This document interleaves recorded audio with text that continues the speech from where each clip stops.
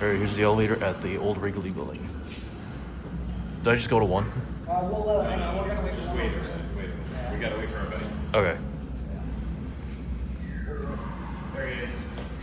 We're going on a side quest. We're gonna help this guy with his OTIS obsession. Yep. We've got an OTIS obsession.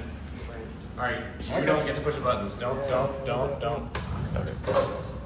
They're picky about it. Yeah, we're gonna break Chris will never let us do this. This door's broken. Don't fucking do that. It's fine. Sometimes it can be a little hot. I'm here to just be like, nope. What's crazy is now downstairs. You see all the It handprints. takes like 1 minute to go all the way down. That one too. Yeah. The timing's all about them now.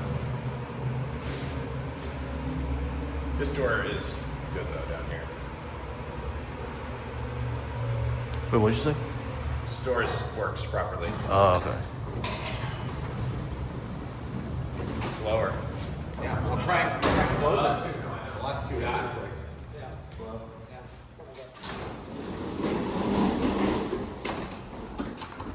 You wanna see the switch box?